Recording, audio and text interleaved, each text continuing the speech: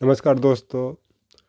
आज मैं देश में जो मस्जिद के सर्वे पर माननीय सर्वोच्च न्यायालय का फैसला आया है उसी का मैं विश्लेषण कर रहा हूँ। तो जिसमें सर्वोच्च न्यायालय ने विगत दिनों फैसला दिया कि जो भी पूजा स्थल है, चाहे वो हिंदू का हो, मुस्लिम का हो, सिख का हो, ईसाई का हो, बौद्ध का हो, जैन का हो, यहूदी का है, वो सब पहले वाली स्थिति में ही रहेंगे। उस पर न कोई सर्वेक्षण होगा, न उस पर कोई अवैध निर्माण होगा। लेकिन मैं यह सोचता था कि जो अपनी बात यूट्यूब चैनल पे या फेसबुक पेज पे या फेसबुक पे रखता हूँ वह असफल रहेगा। लेकिन कोशिश करने वाली की हार नहीं होती है। और एक कहावत भी है, करत करत अभ्यास से जड़मत हो सुजात, रसरी आवर जात है सिर पर न पड़े निशान। मतलब कोशिश करते रहना चाहिए, रियाज करते रहना चाहिए, अभ्यास करता रहना चाहिए, सफलता मिलती है। गीता में भी कहा गया है, निष्काम करते रहो, परिणाम का चिंता मत करो। तो राम की शक्ति पूजा में सूर्यकांत त्रिपाठी निराला ने भी लिखा था कि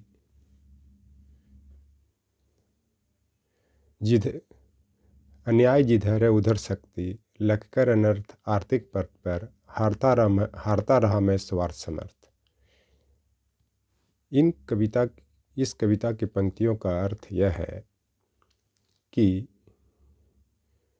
राम को पता था कि जिधर अन्याय है उधर भी शक्ति है, क्योंकि रावण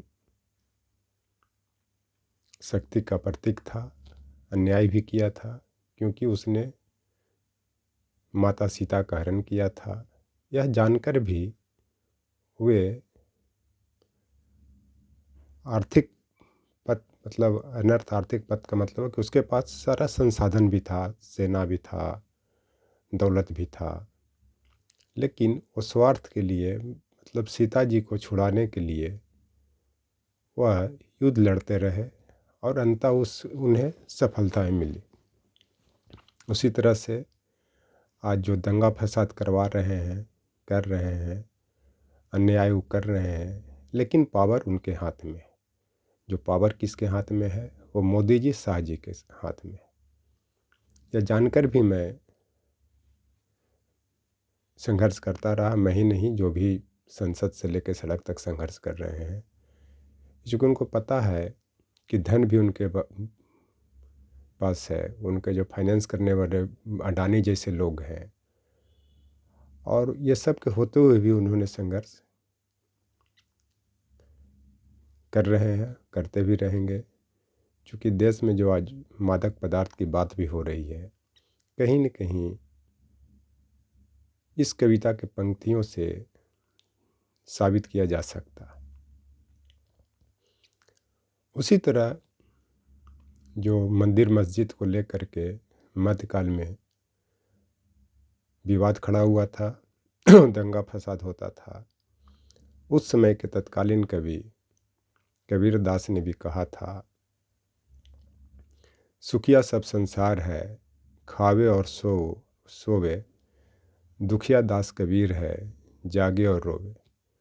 इसका मतलब ये था कि जो सुखी लोग हैं, जो दंगा फसाद करा रहे हैं, वो सत्ता के लिए वो खाते हैं और सोते हैं, वो चैन की सांस लेते हैं। दुखिया दास कबीर है, जागे और रोवे, मतलब जो इस दंगा फसाद को रोकने के लिए, सांप्रदायिक सौहार्द स्थापित करने के लिए जो रात दिन जगे हुए हैं, जो दुखी हैं, वो सो नहीं पा रहा है, वही दुखिया दास कबीर है। कबीर का मतलब जो धर्मनिरपेक्ष लोग हैं, जो सांप्रदायिक सौहार्द स्थापित करने वाले लोग हैं, जो हिंदू मुस्लिम एकता को स्थापित करने वाले लोग हैं, वो दुखी हैं और जाग रहे हैं और ये इस बात की कामना कर रहे हैं, भगवान से भी कामना कर रहे हैं कि देश में कब शांति व्यवस्था स्थापित हो। तो अभी जो सर्वोच्च न्यायालय का जो जजमेंट आया वो बहुत ही सराहनीय है, क्योंकि 2022 ईस्वी में डी.वाई. चंद्रचूड़ जी ने ही सर्वोच्च न्यायालय में अयोध्या मामले पर जजमेंट देते हुए यह भी कहा था कि जो पूजा स्थल है वो पहले की स्थिति में तो बने रहेगी, लेकिन उस पर सर्वेक्षण पर रोक नहीं लगेगा। इसी का फ़ायदा उठा करके देश के जिला न्यायालय ने मस्जिदों का सर्वेक्षण करवाने का आदेश दिया, जिसके परिणाम स्वरूप संभल में पुलिस और मुस्लिम संप्रदाय के बीच में गोलीबारी की घटना घटी, जिसके कारण 5 व्यक्तियों की मृत्यु हुई। जिसके परिणाम स्वरूप ही सर्वोच्च न्यायालय को ये निर्णय दिया गया कि पूजा स्थल पर जो भी पहले की स्थिति बनी हुई है वो बनी रहेगी। तो एक तरह से इन लोग का जो शहादत हुई वो व्यर्थ नहीं गया। एक तरह से देश में नज़ीर पेश किया, शांति व्यवस्था स्थापित हुई। नहीं तो शायद अब तक कितने मस्जिदों का सर्वेक्षण हो गया होता, जिसमें उसके बाद आपका अजमेर शरीफ दरगाह का भी सर्वेक्षण करवाने के लिए वहाँ के जिला न्यायालय ने नोटिस जारी कर दिया था। तो मैं बस यही देशवासियों से और ख़ास करके हिंदू मुस्लिम संप्रदाय से अपील करना चाहता हूँ कि देश में शांति व्यवस्था स्थापित हो। जहाँ पे भी मंदिर हो या मस्जिद हो वहाँ पे उसका सम्मान किया जाए और उसमें किसी तरह के विघ्न बाधा न हो। जैसे अभी संभल में 1978 से बंद हनुमान मंदिर को खोला गया और यह भी सूचना मिली कि जो वहाँ पे जो कुआं था उसमें उस मंदिर के कुछ मूर्तियाँ टूटे फूटे हालत में फेंके हुए थे। तो यह 1978 का भारत नहीं है, यह 2024 का भारत है और दोनों संप्रदाय में पढ़े लिखे प्रबुद्ध वर्ग और शिक्षित वर्ग है। क्योंकि जहाँ पे अशिक्षा होती है, गरीबी होती है, वहाँ पे धार्मिक उन्माद को बढ़ावा दिया जाता है, चाहे वो मुल्ला हो चाहे वो पंडित हो, क्योंकि अपनी रोटी सेकने के लिए इस तरह के काम करते हैं।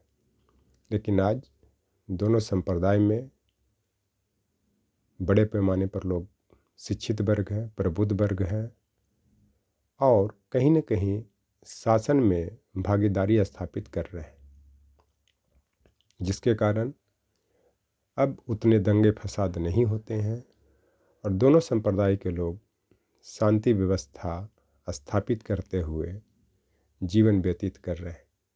इसी कारण है कि आज देश में कुछ छिटपुट घटनाओं को छोड़ दिया जाए तो दंगा फसाद नहीं होते।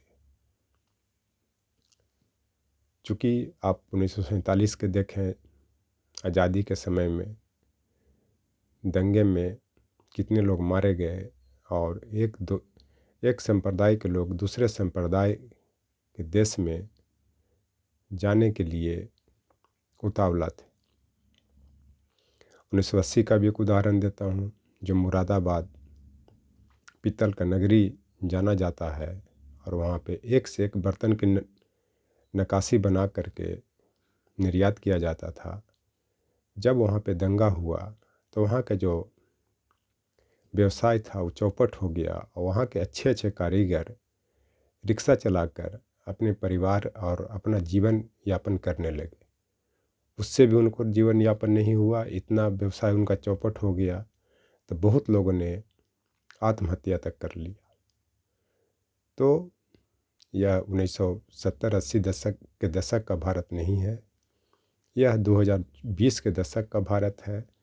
और इस दशक में हम सभी प्रबुद्ध वर्गों को, खास करके जो शासन में और सत्ता में प्रबुद्ध वर्ग भागीदारी कर रहे हैं, उनसे मैं आग्रह करता हूँ कि इस तरह की घटना को नहीं होने दिया जाए।